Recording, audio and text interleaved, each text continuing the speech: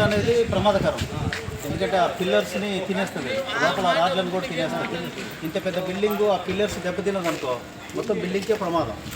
అందుకోసం ఆ water leakage ఏదైతుందో అది తీవ్రమైన సమస్య. ఇప్పుడు ఆల్రెడీ ఈ బ్లాక్లో ఉంది, ఈ బ్లాక్లో ఉంది, అన్ని బ్లాక్లలో కూడా సెల్లారు లిఫ్ట్ కింద నీళ్లు 14 కాబట్టి ఇది ఒక ముఖ్యమైన సమస్య నేను గమనించాను. రెండవది, ఇప్పుడు ఈ పైన ట్యాంక్ ఉంది కదా, ఇదే అనుకుంటా ఇంకా వేరే బ్లాక్ మా బ్లాక్లో కూడా ట్యాంకులు లీకేజీలు ఉన్నాయి. కొన్ని చోట్ల ఫ్లోర్లు కూడా లీక్ అవుతాయి. అవును, టెర్రస్.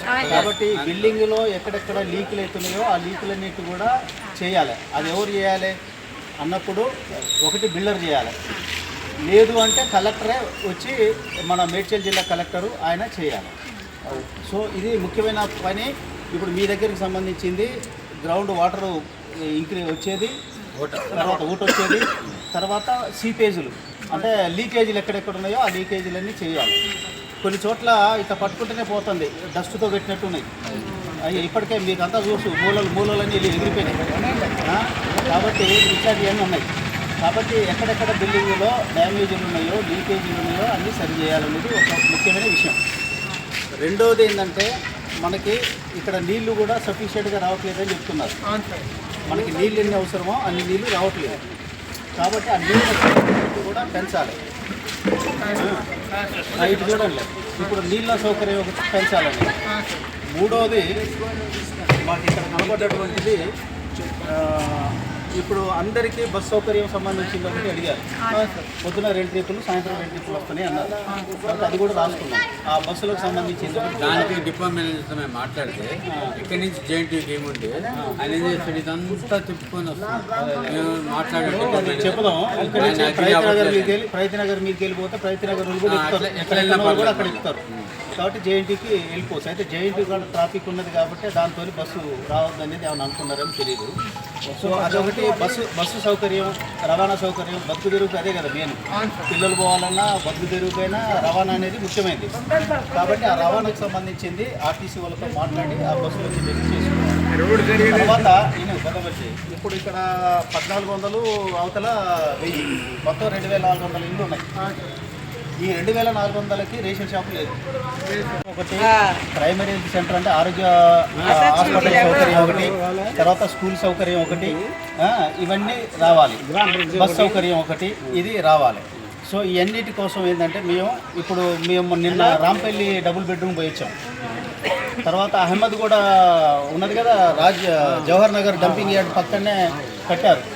సో అహ్మద్ కూడా 3 రోజులు నిరాహార దీక్ష చేశారు. వాళ్ళు ఒక అసోసియేషన్ ఏర్పాటు చేసుకొని దాని ఆధ్వర్యంలో 3 రోజులు నిరాహార దీక్ష చేశారు.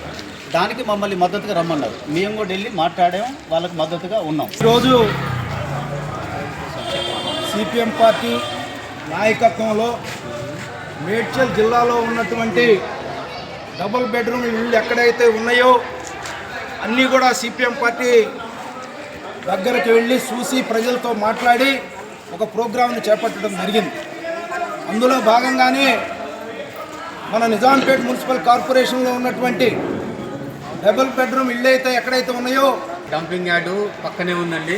దీని గురించి ఆల్రెడీ ఒకసారి డిప్యూటీ కలెక్టర్ మాట్లాడితే 15 డేస్లో రిమూవ్ చేస్తామని చెప్పి ఆ 15 డేస్లో కొంత రిమూవ్ చేసి మళ్ళీ ఆపేశారు. ఏంది ఆపేశారంటే ఇంకా అక్కడెక్కడ వాళ్ళు అబ్జెక్షన్ చేస్తున్నారని చెప్పి ఇంకా ఆపేసింది కాకుండా ఇప్పుడు ప్రజెంట్ ఏం చేస్తున్నారంటే ఆ డంపింగ్ యార్డ్ కొంచెం దూరంగా ఉంటే అది తీసుకొచ్చి మళ్ళీ మా 4th బ్లాక్ పక్కనే దగ్గరికి ఇంకా షిఫ్ట్ చేయాలని చెప్పేసి మొన్న వెహికల్స్ తీసుకొచ్చి క్లీన్ చేసుకొని అక్కడే డంపింగ్ యార్డ్ మార్చాలని చెప్పి ట్రై చేస్తే మా కాలనీ వాసులు అందరూ వెళ్ళి హనుమంత్ రెడ్డిని పిలిపించి అందరూ కూడా అడ్డుకున్నాము కొంత. ఇంకా అది మాత్రం మాకు డంపింగ్ యార్డ్ ఇక్కడ నుంచి పర్మనెంట్గా రిమూవ్ చేయాలా, ఇంకా అది తీసుకొచ్చి దగ్గర పెట్టాలని చెప్పి ఇంకా కలెక్టర్ ఆఫీస్ నుంచి ఇంకా ట్రై చేస్తున్నారని చెప్పేసి కలెక్టర్ ఆఫీస్ నుంచి పంపించారని చెప్పి జేసీబీ వాళ్ళు చెప్పారు. కాబట్టి వీళ్ళందరూ కూడా ఏదైనా కూడా మా అందరికీ కూడా న్యాయం జరగాలి. ఈ దోమల పేద తట్టుకోలేకపోతున్నాం, స్మెల్ తట్టుకోలేకపోతున్నాం. చల్లాల్లో నిరంతరంగా వాటర్ వస్తూనే ఉన్నాయి.